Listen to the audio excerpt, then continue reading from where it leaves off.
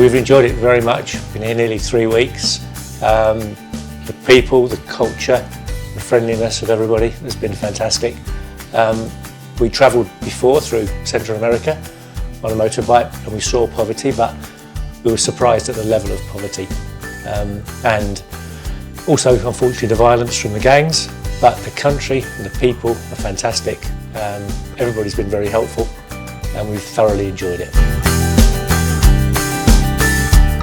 The mentoring centre was amazing. It was way better than we ever thought.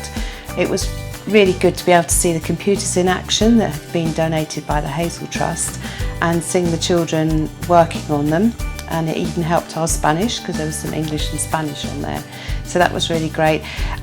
What really struck both of us was how dedicated the team was and how hard everybody works there, making a difference to these children. We were particularly taken by the psychologist Joshua and the work that he is doing at the centre. And our daughter is a teacher in England and she's now going to liaise directly with him and hopefully she can do some more support for him at the centre, but very impressed with the centre. So the terminal was quite a shock to us, as Steve mentioned earlier on. We have seen poverty, we have driven through Guatemala, but what really shocked me and I think both of us was the fact that these children don't have running water. And I think that's just a very basic thing that everybody in the world should have. Their living conditions are very bad, awful. However, every single child we met smiled, and if we saw a child the same day again or the next day, they came running up to us and gave us a cuddle like we were long lost friends, and that was really, really emotional.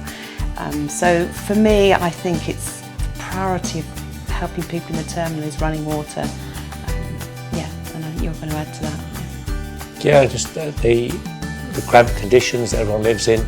They work very hard, but again, the emotion, the friendliness, they give you a cuddle, and they seem to just enjoy, and they manage their situation really well. But it makes us more determined to go back to England and help and try and make a little difference to those lives. We have children, we have grandchildren, and they're lucky they were born in a bed in England. So these children deserve exactly the same. For me, it was the family Ordóñez. When we went there, I was amazed at, we both were, the conditions that they lived in. They lived in a house that's propped up against a wall, and obviously when it rains, the conditions get worse for this family. It is a large family. I was particularly taken by the eldest daughter, Paula. She seems to do all the work for the family. She looks after the children while her parents go to work. She does all the cooking, and she is trying to better herself by doing a little bit of English. And I have given her a few English flashcards for her to do her own little bit of self-study, but I felt she had she was a strong girl, and we were delighted to be able to go down there and give that family a water filter, so they now have running water, and their health is going to improve and hopefully better quality of life. For me, yeah, all the small children were fantastic, but I think testimony to what the charity has done was seeing Kennedy and Danilo, who we'd met in England, seeing them now back helping the charity as 17, 18-year-old men, giving back. They've experienced what these children are now living through, so they're a fantastic role model, and I think it's a great credit to everybody working here that those boys come back and want to help other children. So for me, that was just amazing seeing that. Please donate. A little bit of money goes a long, long way.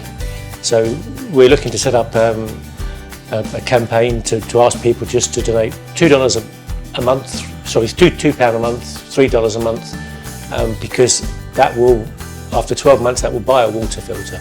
After 12 months, that will buy a school kit for a child to go to school. So £2 a month is nothing to most people in England, but it's a huge difference to the children here. So I think that's been a big learning for us. For me, stay strong, keep going. You've got a wonderful team here at SKD. They're here to help you, but it does need you to put your little bit in as well. Don't ever give up. There's always hope, and just keep going. You're doing a brilliant job. Completely agree. I think the one thing to that is please, please, please go to school. Please study.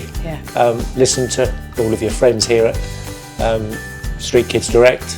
Look at the example of Danilo and Kennedy. You can come away from this poverty. You can live a better life and look after your own family and in the future your own children. But please, you must go to school.